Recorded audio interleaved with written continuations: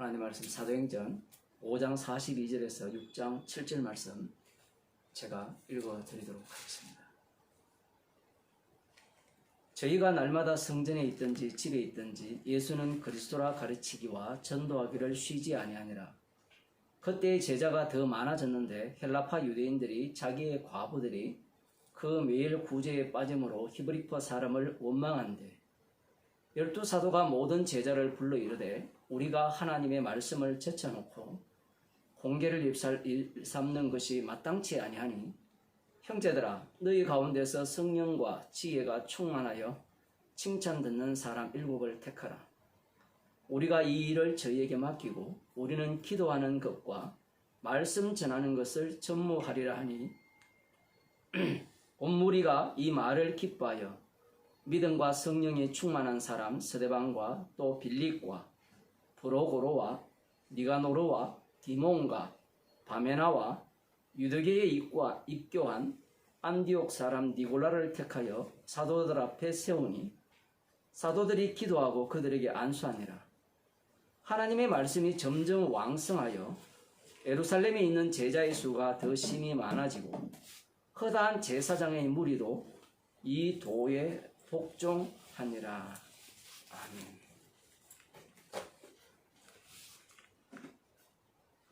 (42절) 말씀을 보게 되면 그들이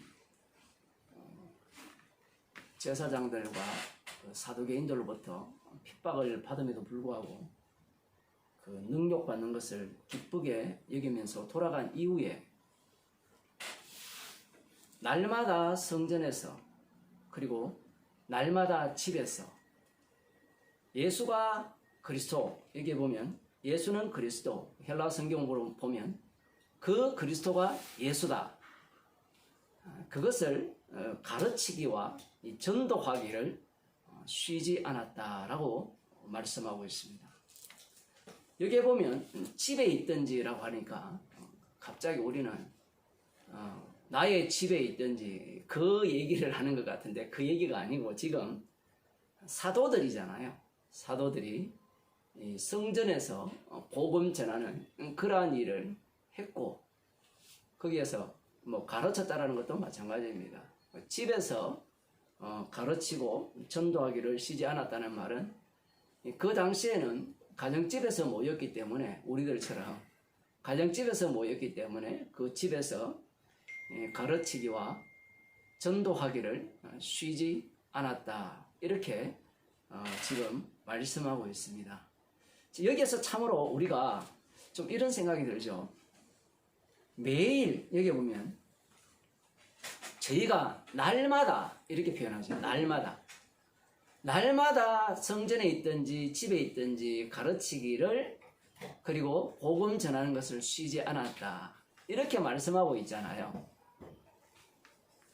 날마다 가르치고 날마다 복음을 듣는다는 것이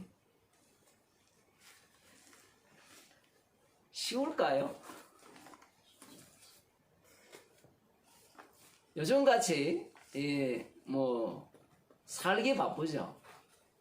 살기 바쁘다라는 것은 돈 버는 것도 바쁘지만 여가 생활하는 것도 바쁘거든요. 사람이. 그 여가 생활을 위한 것이 중요하지 그 쉬는 날 주일날 예배 드리는 것이 뭐가 중요하겠습니까? 매일 이렇게 하나님의 말씀, 달리 말하면 그 그리스도가 예수다. 달리 말하면 십자가에 못 박히신 그분이 바로 주와 그리스도가 되셨다.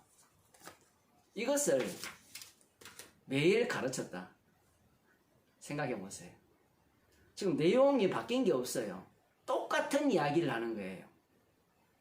이 본문에서는 그 그리스도가 예수다라는 얘기를 날마다 가르치는 거예요. 아니 가르치려면 뭔가 새로운 게 있어야 되잖아요. 새로운 게. 그런데 똑같은 걸 계속 가르쳐요.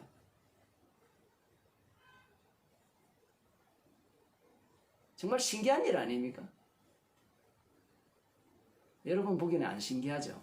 신기하죠? 만나가 똑같은 게 내려왔죠. 40년 동안.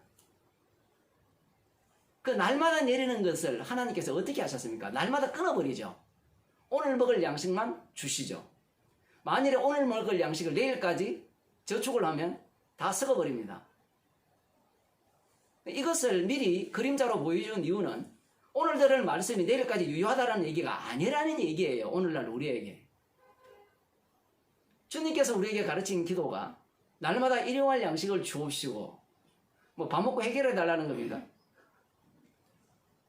이 만나를 말씀하시는 거죠. 만나를.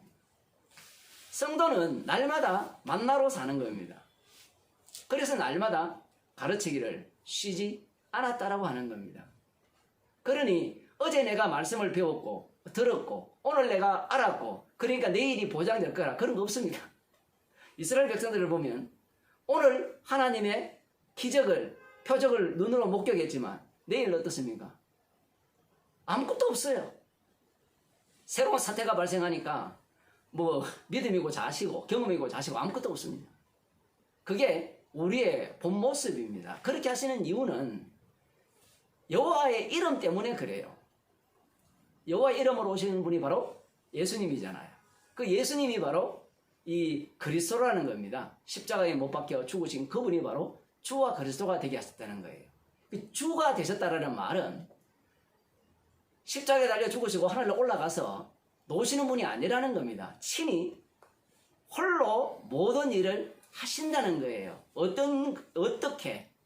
십자가로 일을 하신다는 거예요. 그 십자가 사건 속으로 날마다 자기 백성을 몰아넣는 겁니다. 지금 이들이 날마다 예수가 그 그리스도라는 것을 가르치고 복음을 전했다라는 이 말씀의 의미는 성령의 인도하심이에요. 자, 이렇게 되면 그 다음 생각하는 게 뭐냐라는 겁니다. 우리가. 제가 방금 그 다음 생각할 거리를 줬습니까? 안 줬습니까? 안 줬죠. 말씀이라는 것이 하루치라고 했잖아요. 말씀이라는 것이. 그런데 인간들이 성경을 해석할 때 어떻게 해석하느냐라고 할 때는 역사적으로 해석을 해요. 역사적이라는 게 별거 아닙니다. 우리가 살아가는 평소의 모습이 다 역사적이죠. 말하는 내용을 들어보면 내가 과거에 이러이러했는데 이러이러하니까 성공했더라. 이러이러하니까 실패했더라. 과거라는 것이 축적이 되죠. 사여지죠. 그 우리 김기대 집사님이 그 자기 뭐 공장인지 뭐 일하는 그 부근에 제가 정확하게 잘 모르니까 아무튼 부근에 그 참새집인가요? 그걸 사진을 찍어서 올렸어요. 그 알이 있더라고요. 알이 있는데 어떤 한 놈이 빨리 부화를 했어요. 그래서 우리 김태원 집사님이 또 작가 아닙니까? 또 자연을 들어가서 연구하는 분인데 그거 틀림없이 뻐꾸기라고 한 놈만 크게 굉장히 크더라고요. 새끼가. 우리 어릴 때 새끼들 많이 봤거든요. 내 새끼도 보고 뭐 별별 새끼들 뭐 참새는 그 제비 같은 경우에는 뭐 천마 밑에 살았으니까. 그런데 그 사진을 보면서 모두가 다 뭐라고 예상했는가 하면 다음을 예상했어요. 다음을. 뭐 뭔가 뻐꾸기가 와서 뭔가 하든지 뭐 참새가 어떻게 하든지 해가지고 근데 하루아침에 다 사라졌어요. 집이 무너졌어요. 예상이라는 자체가 이런 거죠. 예상. 내일 이러할 것이다 라는 것을 예상하는 거죠. 날마다 예수가 그 그리스도 십자가에 못 박히신 예수님이 주님이라는 것을 날마다 전했거든요. 날마다 복음을 전했으면 수준이 올라가야 되죠. 기본적으로. 수준이 올라가야 된다고 생각하고 사람들이 성경을 해석하는 거예요. 사실 이게 안 맞거든요. 그렇게 해석하는 자체가. 자, 날마다 복음을 전하고 날마다 가르쳤으면 지금 6장에 나오는 이 사태가 발생할까요? 안 할까요? 헬라파 유대인들이 날마다 구제가 일어난 모양이에요. 왜냐하면 이 당시에는 날마다 모였거든요. 이 당시에는 이렇게 뭐 거리가 멀고 이렇게 차량이 많은 뭐 이런 그런 쪽은 아니잖아요. 거의 뭐 한 동네에 모여 있는 곳이고 폴리스라고 가보세요. 가보면 뭐 별로 넓지가 않아요. 가로세로 해봤자 뭐 3km 이내 같으면 제가 사는 동네잖아요. 3km 같으면 그 제가 사는 동네에서 걸어 다니면 20-30분 이내는 모두가 다 갈 수 있는 곳이거든요. 날마다 모이기를 힘썼어요. 날마다 말씀을 배우고 날마다 성경을 배웠는데 날마다 그들에게 어떤 일이 일어났는가 하면 구제하는 일이 일어났는데 어느 순간부터 인지는 모르지만 헬라파 유대인들이 히브리파 유대인을 원망하기 시작해요. 왜 원망하는가 보니까 헬라파 유대인들의 과부가 구제에 빠지고 있다는 사실을 그들이 발견한 겁니다. 여기에서 헬라파 유대인들은 어떤 사람들이냐라고 하면 여러분이 잘 아시다시피 이스라엘이 남북으로 나누어지면서 북이스라엘이 BC 722년경에 멸망당하거든요. 그럴 때 이 아수르 제국이 북이스라엘에 있던 그 사람들을 다 사로잡아서 자기 그 아수르 전역으로 흩어버립니다. 그리고 586년에 남유다도 멸망당합니다. 남유다도 멸망당해서 바벨론 포로로 잡혀가는데 이들도 각지로 흩어집니다. 이 당시에 또 애굽으로 도망간 사람들도 있거든요. 어쨌든 이런 부류들이 많이 있는데 그 에레미야의 선지자가 70년 만에 돌아올 것이라는 예언을 했습니다. 다니엘이 그것을 깨달았죠. 깨달았음에도 불구하고 다니엘은 돌아가지 않았는데 어쨌든 70년 만에 그 성전을 건립하라는 그 명이 떨어지자 고레스 왕의 명에 따라서 돌아가는 사람들이 있었어요. 우리들 같은 믿음이 좋아서 다 돌아갔을 건데 돌아가는 사람들이 있었고 그들이 지금 유대 땅에 머물고 있는 히브리파 유대인들이라고 보시면 돼요. 뭐 그 이후에 400년 동안 어떻게 됐는가 그런 거는 생각할 필요도 없습니다. 뭐 인간의 역사라는 게 의미가 없으니까 성경을 바탕으로 해서 그렇게 보면 돼요. 그 다음에 이제 돌아가지 않는 사람들이 각지에 흩어져 살잖아요. 물론 그 전에 그 전쟁으로 인하여서 완전히 쑥대밭이 되면서 막 흩어지는 경우도 있었습니다만은 나머지 사람들은 각 지역에서 성전이 없으니까 회당을 만들어서 율법 중심으로 말씀을 가르치기 시작한 거예요. 그들을 두고 흔히 헬라파 유대인들이라 이렇게 표현합니다. 그 성경을 보면 헬라말을 하는 사람들 이렇게 말을 해요. 헬라말을 하는 사람들. 어쨌든 이들이 유대말을 할 수도 있었는데 중요한 것은 우리도 그렇잖아요. 뭐 2대 3대 되면 한국말 잘 못하잖아요. 뭐 그러한 어떤 상태로 보면 됩니다. 자, 여기 지금 이 예루살렘 교회에서 매일 모이면서 구제가 계속 매일 일어났던 모양이에요. 이게 참 재밌죠, 이런 표현도. 우리 같으면 구제를 어떻게 하죠? 한 달 먹을 걸 줘버리죠. 하루 양식을 주면 사람들이 뭐라 하겠어요? 쫀쫀하게 하루 걸 준다 이렇게 얘기하잖아요. 근데 주님도 우리한테 하루밖에 안 줘요. 내일 살지도 모르는데 왜 이틀 걸 줍니까? 지금 예루살렘 교회가 지금 그러한 어떤 모습을 보이는데 매일 구제를 하는데 이들이 헬라파 유대인들이 자기의 과부들이 그 매일 구제에 빠짐으로 히브리 사람들을 원망했어요. 히브리 유대인들을. 자, 첫 번째 제가 이런 말씀을 드렸죠. 매일 말씀을 듣는데 왜 이런 일이 일어나요?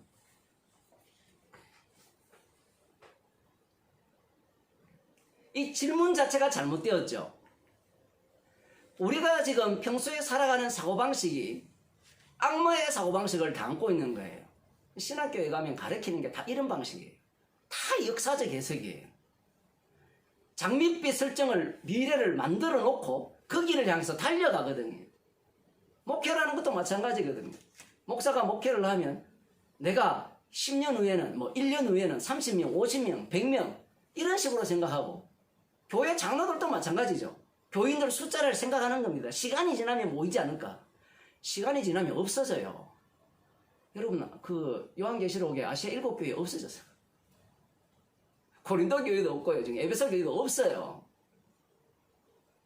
성경을 완전히 엉터리로 보는 겁니다.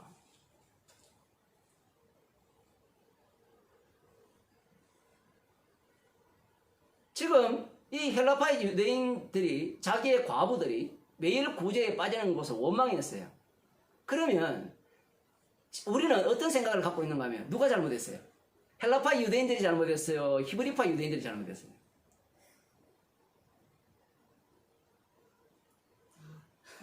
정말 이게 재밌는 게 지금 이 일을 누가 하고 있어요? 제가 목소리가 높이는데 누가 하고 있어요? 지금 이 일을? 주님. 아니 주님이 하는 게 아니죠. 지금 누가 합니까? 사도들이 하고 있잖아요. 사도들이 뒤에 이야기하잖아요. 우리들이 말씀 전하는 것을 이렇게 피하고 공개를 일삼는 것이 합당치 않다 하잖아요. 지금 사도들이. 뭔가 이상하지 않아요? 사도들은 성령을 충만받았잖아요. 성령을 충만하게 받았다면 우리가 볼 때는 공평하게 제대로 과부를 돌봐야 되는데 돌보지 않았잖아요.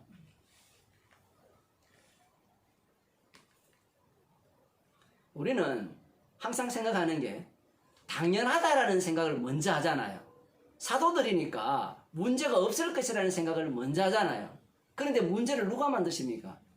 주님이 만드시거든요. 이 본문을 지금 자세히 보면요. 우리들이 이해 못하는 내용들이 너무 많이 가득 차 있는 겁니다. 그리고 이 번역 자체가 제 성경은 1절과 2절을 연결해 놔버렸어요. 공동번역이나 표준세번역 이런 것들은 다 분리해 놨거든요. 마침표를 딱 해놨어요. 뭐 마침표로 하나, 연결 하나, 해석은 똑같거든요. 해석은 어떤 해석인가 하면 다 역사 해석이에요. 역사적 해석. 무슨 얘기인가 하면 지금 이 1절 이 문제가 발생되었잖아요. 헬라파 유대인 과부들이 매일 구제에 빠지는 것을 이 히브리파 유대인들에게 원망이라는 것이 쏟아 나오거든요. 여기에서 구제라는 단어는 헬라어 단어로서 봉사라는 단어예요. 봉사라는 단어. 봉사라고 하면 에베소서 4장이 생각나죠. 사로잡힌 자를 사로잡으시고 주께서 올라가실 때 우리에게 각양 선물을 주셨죠. 선물을 주신 이유는 봉사의 직분을 감당하기 위해서 선물을 주신 거거든요. 지금 헬라파 유대인들이 말씀을 너무 잘 알아요. 똑똑해요. 지금 사도들이 하는 일은 봉사의 일이라는 겁니다. 봉사의 일이라면 헬라파 유대인 과부라고 해서 히브리파 유대인과 차별되게 구제를 하는 것이 옳습니까? 옳지 않습니까? 옳지 않다라는 겁니다. 우리 모임 가운데 그런 일이 일어났다 치면 그렇게 하면 옳아요? 옳지 않아요? 100% 옳지 않다라고 하죠. 이게 문제라는 겁니다. 제가 아까 그런 질문을 했잖아요. 헬라파 유대인들이 문제인지 안 그러면 이것을 공개하는 이들이 문제인지 봉사하는 이들이 문제인지 우리들은 완전한 교회를 꿈꾸기 때문에 문제를 야기한 자를 문제자라고 지적하면서 그 문제를 해결해 나가려고 하고 옳은 말을 한 사람은 옳다라고 이야기를 할 가능성이 다분하죠. 거의 100%라고 보면 돼요. 그래서 주석이나 설교를 들어보면 대부분 다가 누구를 공격해요? 잘못했다는 겁니다. 누가? 헬라파 유대인들의 과부를 매일 구제에 빠뜨린 것이 잘못되었다는 겁니다. 그 잘못된 것을 해결하기 위해서 사도들이 7 집사를 세웠다는 거예요. 많이 들어보셨죠? 과연 그러냐 이 얘기입니다.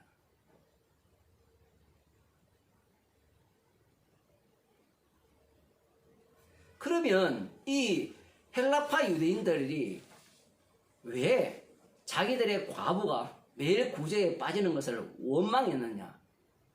그 이유가 있습니다.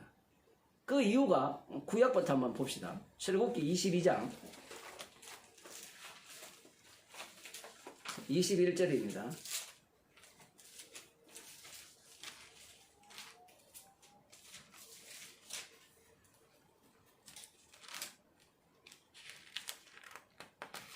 (20절부터) 보면 여호와 외에 다른 신에게 희생을 드리는 자는 멸할지니라.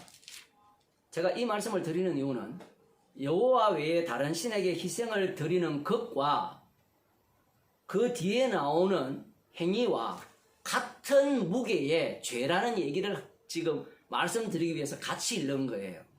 그 우상 숭배만 아주 나쁘고 뒤에 나오는 그 뒤에 보면 너는 이방 나그네를 압제하지 말며, 이방 나그네를 압제하는 것은 덜 나쁘다는 얘기가 아니에요. 같은 무게를 갖고 있어요.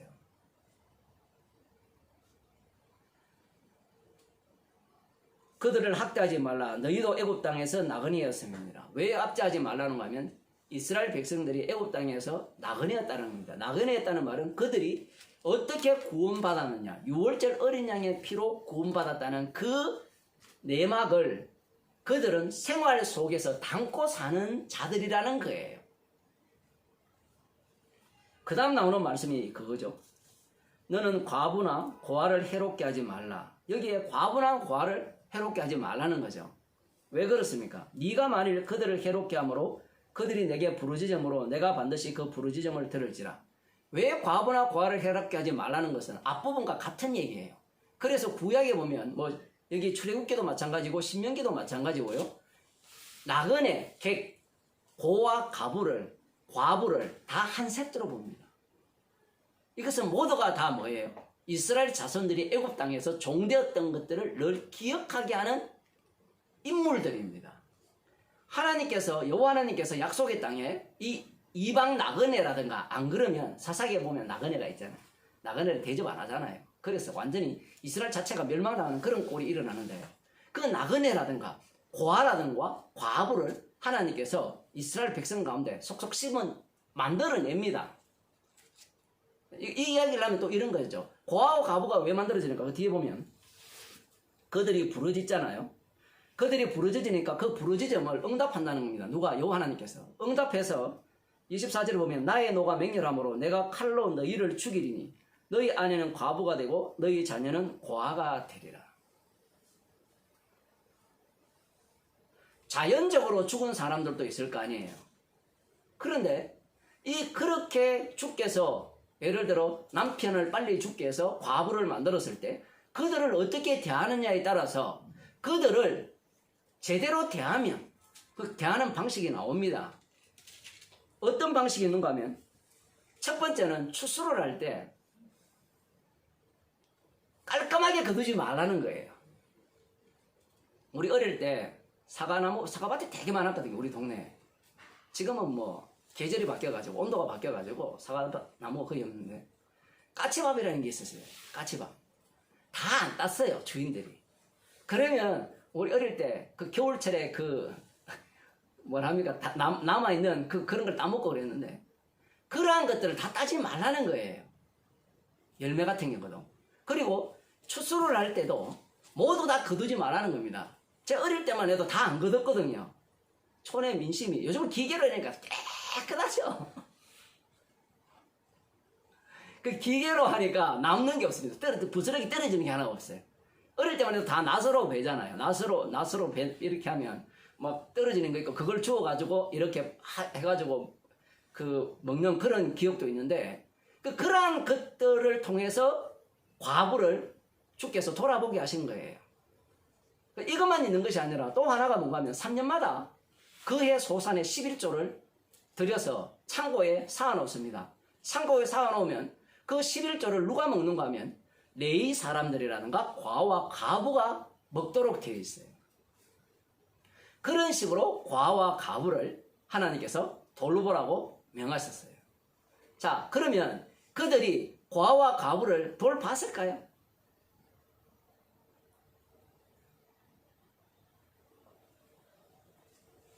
여러분 11조라니까 만만한 것 같죠? 그 1년 소산의 11조예요. 만만치 않아요. 그 월급을 11조를 하면 그것도 만만치 않은데 한꺼번에 11조를 한다 생각해 보세요. 그리고 자기들 먹고 살기 괜찮으면 11조 안 합니다. 어려워도 11조 안 하고요. 인간이란 자체가. 그러니 과부가 율법에 의해서 대우를 받아야 되는데, 보살핌을 받아야 되는데 보살핌을 못 받았다는 증거가 무엇입니까? 북이스라엘 멸망, 남유다 멸망입니다.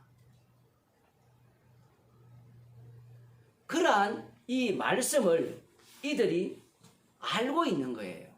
누가? 헬라파 유대인들 뿐만 아니라 히브리파 유대인들도 알고 있죠. 조금 전에 제가 그 말씀을 드렸잖아요. 헬라파 유대인들은 회당에서 모여서 말씀 중심으로 살았다 했잖아요. 성전이 좀 멀리 있으니까. 그러니까 말씀에 대해서 얼마나 바삭하겠습니까? 이들이 복음을 들었어요.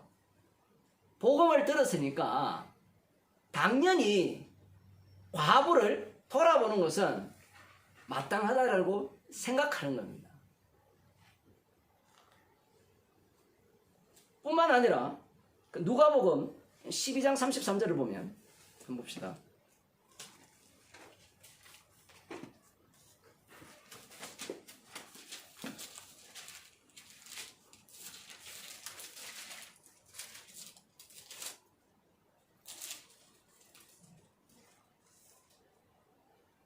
너희 소유를 팔아 구제하여 낡아지지 아니하는 주머니를 만들라. 곧 하늘에 둔 바 다함이 없는 보물이니 거기는 도적도 가까이 하는 일이 없고 좀도 먹는 일이 없느니라. 예수님께서도 그 소유물을 팔아 구제하라는 거죠. 이 말씀과 이 구약과 연결을 시키는 겁니다. 그리고 실제로 서신서에 보면 이 과부를 존중히 여기라 이렇게 디모데전서에서 그렇게 말씀하고 있습니다. 과부를. 그리고 과부의 조건도 나와요. 나이 60 덜 된 자. 오늘날로 말하면 나이 몇 살일까요? 60 되면 다 죽었으니까, 그 당시에 60 넘으면 거의 다 죽었으니까 오늘날로 말하면 90이 덜 된 자. 90이 덜 된 자는 과부가 아니에요. 제가 너무 많이 칩니까? 100세까지 사니까. 이 과부, 그리고 젊은 과부는 과부 목록에 들이지 마라. 왜? 좋은 남자 생기면 시집가니까. 그리고 한 남편의 아내여야 된다. 이런 조건까지 다 달아요. 뿐만 아니라 친족이 있으면 과부 목록에서 빼라는 겁니다. 교회가 담당하지, 부담하지 말라는 거죠. 친족들이 해야 되지. 친족들이 교회 안 다니는데, 교회 안 다니도 친족들이 해야 된다. 그런 거 이야기하지 않아요. 성경 자체에서. 원래 친족을 준 이유는 먹여 살리라고 준 거거든요. 자, 이러한 말씀들이 들어있단 말이에요. 지금 서신서에도. 자, 그러면 이들이 자기들의 과부가 매일 구제에 빠지는 것에 대해서 원망하는 것이 합당합니까? 합당하지 않습니까?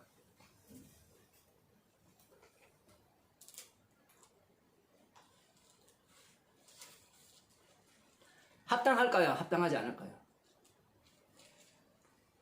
합당하지 않습니다. 자기들이 볼 때는 합당하다는 거예요. 그런데 지금 좀 이상한 게 있잖아요. 이들이 종말의 영을 받았잖아요. 성령을 충만하게 받았잖아요. 성령을 충만하게 받았다면 이런 문제가 없어야 되잖아요. 우리들은 성령 충만이라는 자체를 오해하는 게, 성령을 충만받게 되면 십자가 피만을 증거한다고 나와야 되는데 성령 충만 받으면 죄 안 짓는다고 나와요.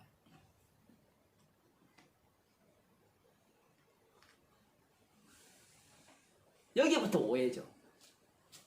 자, 이들이 지금 자기들의 과부가 매일 구제에 빠지니까 원망이 나왔어요. 원망이 나온다는 말은 무엇이 없다는 말이에요? 감사가 없다는 말이죠. 매일 십자가에 못 박혀 돌아가신 그 예수님이 주님입니다라는 복음을 듣는데도 불구하고 사망의 생명으로 옮겼잖아요. 그러면 됐잖아요. 뭘 더 원합니까? 뭘 더 원하냐는 거예요. 그래서 제가 아까 설교 중에 물었잖아요. 누가 잘못했냐고요. 헬라파 유대인들이 잘못입니까? 히브리파 유대인들이 잘못입니까? 둘 다 잘못이죠. 우리들은 히브리파 유대인들이 잘못이라고 생각하는 거예요. 그러니까 뒷부분에 사도들의 행위 자체를 어떻게 보는가 하면 이 문제를 해결하기 위한 7 사도라고 해석을 하는 겁니다. 사도들은 그렇게 했어요. 근데 전혀 이해 안 되는 게 나오죠. 7 사도가 공개하는 일이 한 번도 안 나와요, 성경에. 이 충격적이지 않습니까, 여러분?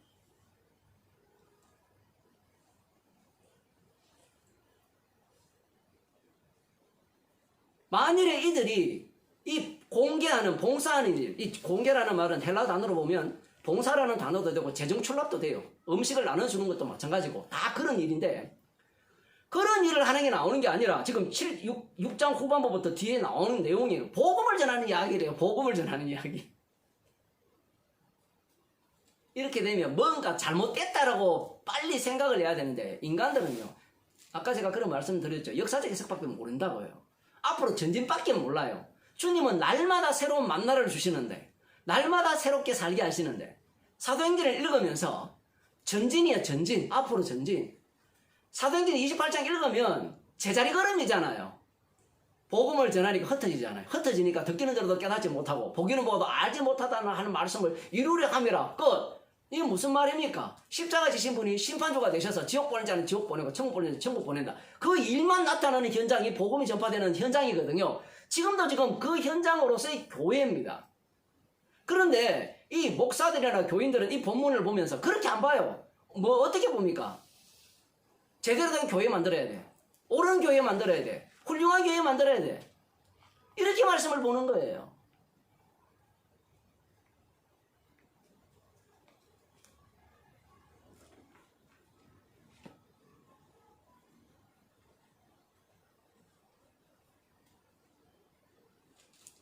지금 사도들이 걸려 넘어졌어요. 누구한테? 마귀한테. 헬라파 유대인들의 말에 제가 볼 때는 걸려 넘어진 겁니다. 이 문제를 해결하려고 덤벼드는 거예요. 교회는 복음이 전파되는 곳이지 문제 해결하는 곳이 아니거든요. 물론 자기들이 하는 말이 재밌는 게 자기들이 하는 말 속에 자기들이 함몰당하게 돼 있거든요. 지금 봅시다.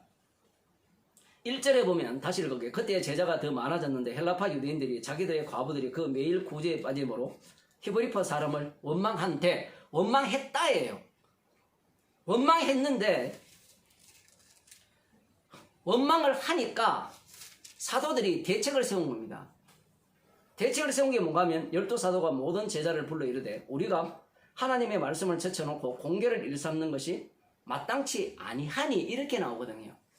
이걸 분리해버리면 사도들의 입장은 어떤 입장인가 하면, 교회라는 것은, 자기들의 역할이라는 것은 복음을 전하는 일이에요. 우리는 이런 생각을 할 수 있죠. 복음을 전하는 일과 재정을 출납하는 일, 무엇이 더 중요합니까? 많이 배웠잖아요. 예? 우린 다 만인 제사장서를 다 배웠잖아요. 그러니 설교하는 니도 중요하고 나도 중요하다 이렇게 다 배웠잖아요. 다 중요하다고 생각하죠.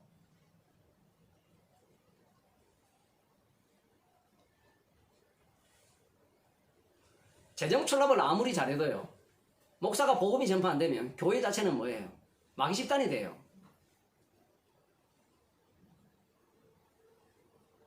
문제는 목사들이 이 설교권을 갖고 자기가 왕노릇하는 것이 문제인데, 이 문제인 것을 치면서 무엇까지 날려버리는가 하면 말씀까지 다 날려버리죠. 말씀도 안 듣겠다는 거죠. 그럼 말씀 빼버리면 뭐만 남아요? 교회당 교회만 남아요. 괜찮은 교회, 훌륭한 교회만 남게 되는 거예요. 지금 사도들이 아차라는 겁니다. 아차.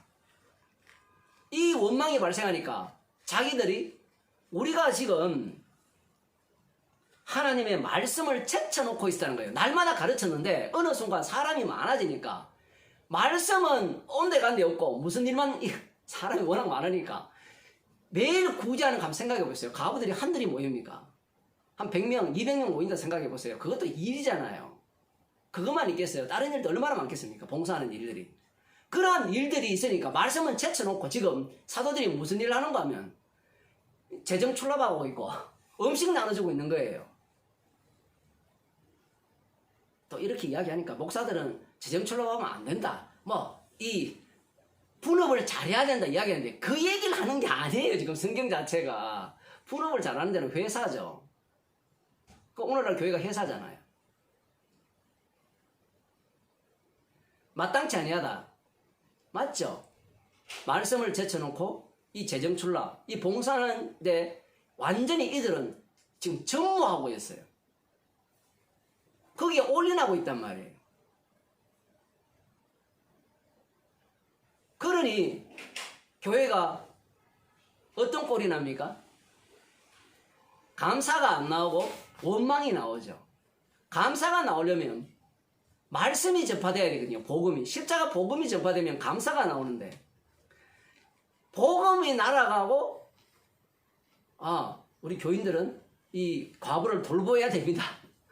라는 이러한 어떤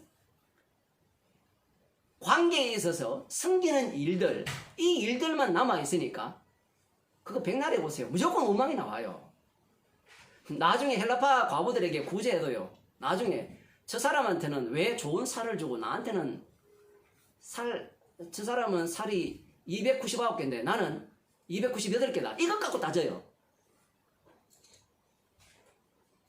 그런 거 있잖아요. 목사님들이 인사를 하면 왜 저분에게는 정성을 다해서 인사하고 나한테는 왜 대충 인사하느냐. 표현하면 그런 거예요. 원망이라는 것은 이 육이 있는 한 죽을 때까지 나오는 겁니다. 사도들이 말씀을 제쳐놓고 공개를 일삼는 것이 마땅하지 않다는 것을 지금 깨닫게 되었죠. 주께서 지금 그런 상황으로 몰아가셨는데 문제는 그 다음이에요. 그 다음 이들은 어떻게 생각하는가? 이걸 해결해야 된다고 생각하는 거예요. 이걸 해결해야 된다고. 그래서 이렇게 얘기합니다. 형제들아 너희 가운데 성령과 지혜가 충만하여 칭찬 듣는 사람 7을 택하라. 우리가 이 일을 저희에게 맡기고 우리는 기도하는 것과 말씀 전하는 것을 처음 말해요. 요게 사도들의 문제예요. 우리들은 이 본문을 보면서 사도들이 문제가 없다라고 들어가거든요. 완벽하다고 들어가니까 여기에서 사도들이 하는 이 모든 일들이 문제 없다라고 들어가잖아요. 사도들 금방 문제 발생합니다. 10장에 가면 베드로가 뻐기고 있잖아요. 지금 성령과 지혜가 충만하면 뭘 해야 되죠? 복음을 전해야 되죠. 복음 전하고 있잖아요. 뒤에 스데반 집사님부터 제가 빌립비서 복음 전하고 있거든요. 지금 이 사도들은 이 문제를 해결하려고 하는 거예요. 해결. 물론 제가 좀 빼딱하게 봐서 그럴 수도 있는데 좋게 보면 이런 거예요. 이들이 이 역할을 맡기면서 자기들은 말씀으로 이들을 책망하겠다. 복음을 전하겠다. 이러한 어떤 의미로도 이 말씀을 이해할 수도 있습니다. 어찌되었든 지금 이 7, 칭찬 듣는 7, 성령과 지혜가 충만한 사람 7을 세워서 지금 이 일을 맡기겠다라고 하죠. 이게 사도들의 생각이 이미 분명함이 성령님의 생각이 아님이 뒤에 나오죠. 뒤에. 만일에 이 일이 주님의 일이라면 이 7 집사가 뭘 해야 되죠? 부지런히 공개를 일삼는 일을 해야 되는데 그러한 일이 나오지 않는다라는 사실입니다.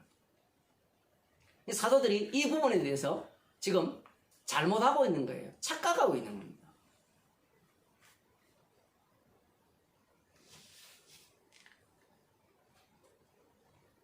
아니 성령을 충만하게 받았는데 왜 이렇게 착각합니까? 그건 육이기 때문에 그래요.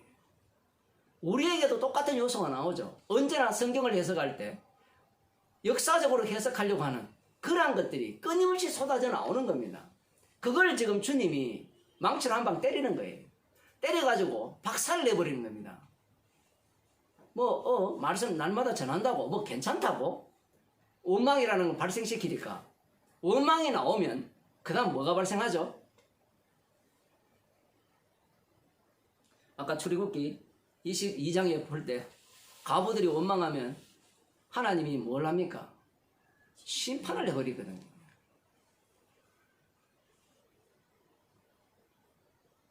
이게 야고보서에도 나와요. 심판자가 문 앞에 서 있다는 겁니다. 과부들에 대해서 제대로 하지 않으면. 이런 말씀들을 사람들은 어떻게 듣느냐, 야고보서 4장에 나오는 그런 말씀들을 어떻게 듣느냐 할 때는 자꾸 역사적으로 바꿔야 된다, 옳게 해야 된다. 지금 말씀은 책망을 하고 있는데, 그러면 목사님 그래 안 해야 된다는 말입니까? 안 해야 된다는 얘기를 하는 게 아니라 교회라는 것은 십자가 앞에 책망받는 곳이에요. 그러면 예를 들어 과부에게 제대로 이 차별 없이 그렇게 하면 그러면 교회는 책망 안 받을까요? 주님은 지금 이 사태를 발생시키셔서 교회라는 것은 어린 양의 피만을 자랑하는 곳이지, 너희들이 생각하는, 이들이 아직도 여전히 유대교적 사고를 갖고 있잖아요. 교회 자체를 우리들과 어쩌면 다르지 않다고 볼 수 있습니다. 정말 이 예수님이 피로 사신 교회라면 정말 괜찮은 모습, 괜찮은 모양, 모든 사람들로부터 존경받는 모양, 그런 모양을 띄어야 된다는 생각이 강할 겁니다. 그러한 사고방식을 주님께서 박살내는 겁니다.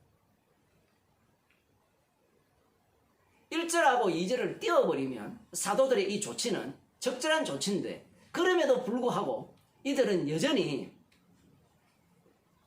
일곱 집사, 성령이 충만하고 지혜가 충만한 칭찬 듣는 사람 7을 세워서 이 공개, 봉사하는 일을 접무시키겠다는 사고방식 자체가 문제가 된다라는 겁니다.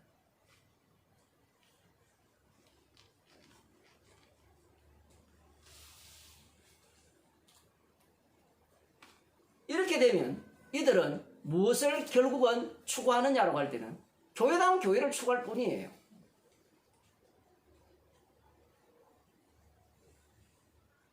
여러분도 우리들도 마찬가지잖아요. 우리들 마음속에 교회다운 교회를 꿈꾸고 있지 않아요?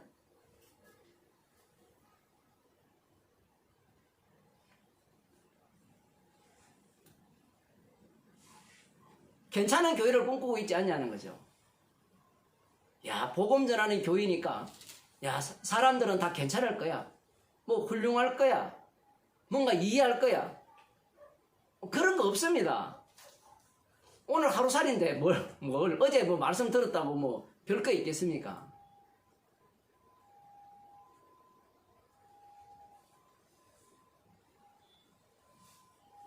사절에 보면 우리는 기도하는 것과 말씀 전하는 것을 전무하리라 이렇게 되어 있죠. 여기 보면 말씀 전하는 이런 표현이 나오는데, 이 전하는 이 단어가 전한다는 단어가 아니거든요. 무엇과 똑같은가 하면 앞부분에 나오는 공개라는 단어와 말씀 전하는 이 단어가 같은 단어예요. 같은 봉사라는 단어예요.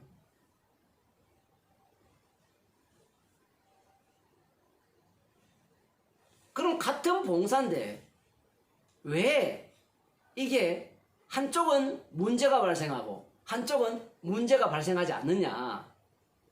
달리 말하면 한쪽은 책망이 되고 다른 한쪽은 왜 책망이 되지 않느냐라고 할 때는, 이 공개의 봉사라는 것이 말씀이라는 것이 덮여서 이 구제라는 것이 나오게 되면 책망으로 들어가고요.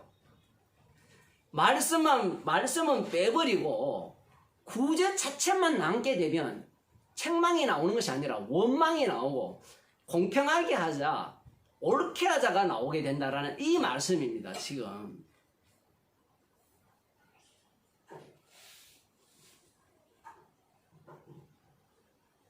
원망이라는 것이 발생하는 이유가 거기에 있는 거예요. 우리들도 마찬가지입니다. 언제 원망이 나오죠? 야, 주님의 피로 우리가 죄 용서 받아서 사망에서 생명으로 옮겼다, 하나님의 자녀가 되었다, 그러면 기쁘잖아요. 그런데 그 기쁨이 뭐 몇 초 갑니까? 몇 시간 가는지 모르지만, 몇 초 갈지 모르지만 갑자기 다른 상황이 발생하면 원망이 생기는 거예요. 불평이 생기고 투덜거림이 생기고 왜 나는 이러한 상황을 주셨느냐. 여기에서는 지금 교회 안에서 발생하는 일이니까 교회 안에서 들어와 보면 불평하는 일이 가득하죠. 가득해야 돼요. 원래 가득함이 이 말씀 앞에서 깨어지고 박살나야 되는 거예요. 그런데 우리들은 말씀을 듣게 되면 깨어지는 것이 아니라 자꾸 세워지려고 하고 온전해지려고 하고 괜찮아지려고 한다는 게 문제라는 겁니다. 처음 시작할 때 만나 얘기를 했잖아요. 하루치를 주시거든요. 하루치를 주는데 이 인간이라는 것은 악마의 지배를 받아가지고 이 육체 자체가 자꾸 뭔가를 기억하고 있어서 뭔가 축적을 하면 뭔가 되어질 거라고 생각하는 거예요. 사도들도 아마 그런 마음을 가졌을 가능성이 다분히 높습니다. 그러니 이 성령과 지혜가 충만한 7 집사를 세워서 이 일에 전무하게 했는데 뒤에 보면 주님께서 이들을 어디로 뭘로 사용해버립니까? 복음 전파자로 사용해버리죠. 이거 얼마나 황당한 일입니까? 그런데 이 목사들이나 이 교인들이 이 본문을 볼 때 그렇게 안 봐요. 왜냐하면 그 7절에 보면 하나님의 말씀이 점점 왕성하여 예루살렘에 있는 제자의 수가 점점 더 많아지고 허다한 제사장의 무리도 이 도에 복종하니라. 이 말씀 때문에 그래요. 자, 교회가 문제가 해결되니까 이 사람들에게 뭔가 설득력이 있다라는 거죠. 야, 괜찮네. 그래서 지금 여기에 보면 하나님의 말씀이 점점 왕성하여 제자의 수가 더 많아지고 제사장 중에도 이 복음을 따르는 자들이 있더라. 지금 이렇게 말씀하고 있기 때문에 그렇게 생각하는 겁니다. 과연 그럴까요?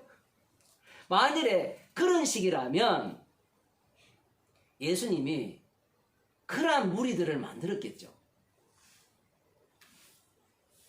만일에 그런 식으로 사람들이 모여지고 사람의 수가 많아진다면 그건 악마가 원하는 거 아니에요?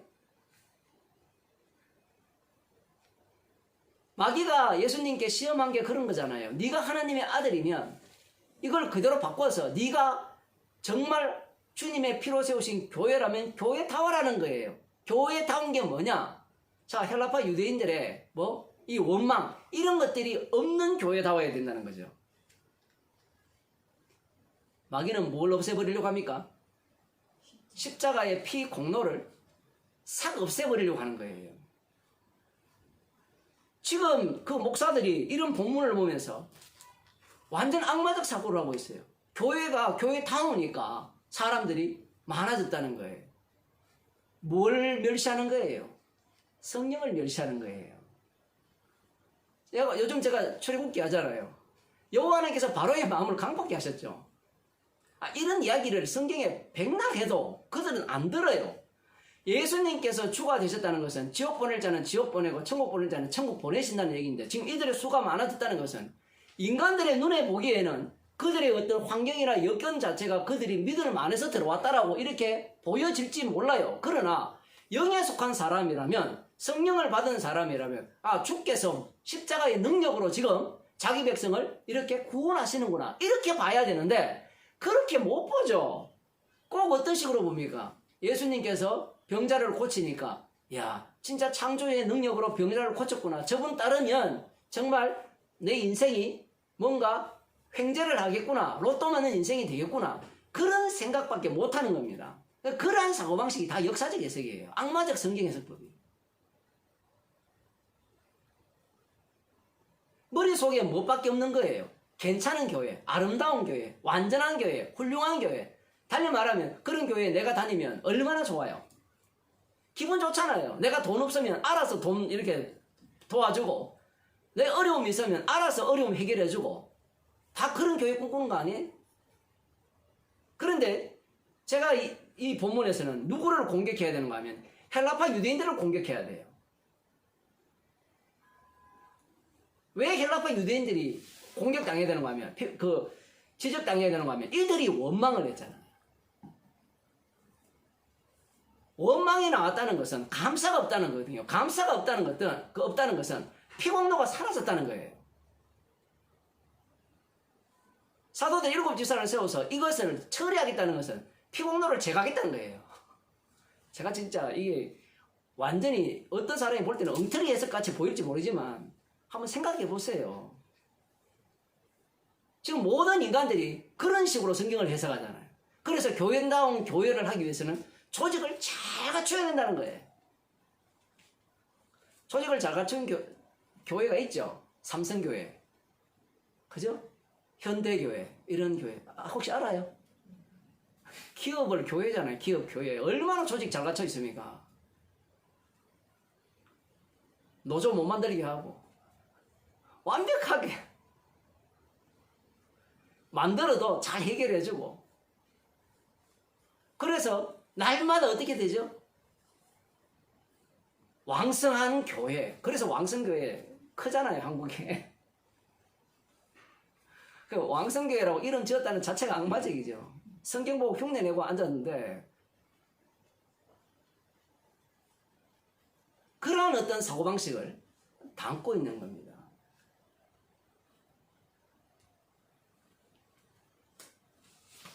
분명히 앞서서는 성령의 인도하심을 따라서 했는데 왜 갑자기 성령의 인도하심이 사라졌느냐? 지금 이 자체가 성령의 인도하심이에요.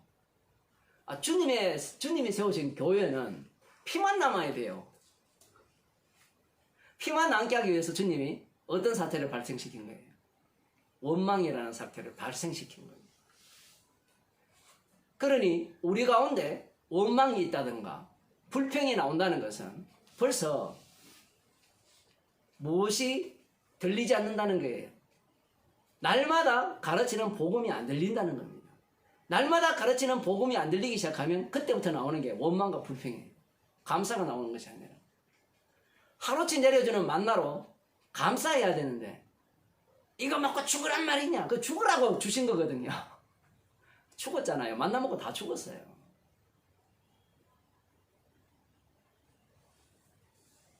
성령을 우리에게 주신 이유는 십자가의 정인 삼기 위해서 주셨거든요. 제자들도 어느 순간 이 마음이 뒤틀어지기 시작하는 거예요. 제자라고 완전하다라고 보시지 말란 얘기입니다. 지금 이 본문 자체에서. 주님의 교회는 주님이 세우시고 주님이 세우신 교회는 주님의 피만을 자랑하는 교회로 주님께서 지금 계속해서 사태를 몰아가는 거예요. 몰아가니까 이 사도들이 세운 7집사가 어디로 가버립니까? 복음 전하는 곳으로 가버리는 거예요. 얼마나 충격적입니까? 이런 것들이. 자기들은 이 일에 전무하라고 분명히 얘기했잖아. 말씀을 제쳐놓고 봉사하는 일에 그 전무했잖아요. 그럼 7집사가 12제자잖아요. 12제자. 12제자가 그 일을 했다면 그 7명이 더 바쁠 거 아니에요. 복음 전할 시간 어디 있어요? 그거 하기 바쁘지. 그런데 주님이 어디로 보내봅니까? 복음 전하는 곳으로 보내버려. 교회라는 것은 어린 양의 피복음이 전파되는 곳이다라는 것을 주님께서 우리에게 말씀하시는 겁니다. 그래서 주님께서는 우리에게 늘 새로운 사태를 벌이시는 겁니다. 기도하시겠습니다. 하나님 아버지, 우리가 예상하는 바를 다 무너뜨리시고 주님의 피 공로만을 자랑케 하기 위해서 날마다 저희들에게 새로운 사태를 주님께서 일으키셨어. 십자가 복음에 의해서 깨어지게 하시고 무너지게 하시는 인생을 살게 하심을 감사하는 주의 백성이 되게 하여 주옵소서. 예수님 이름으로 기도드리옵나이다. 아멘.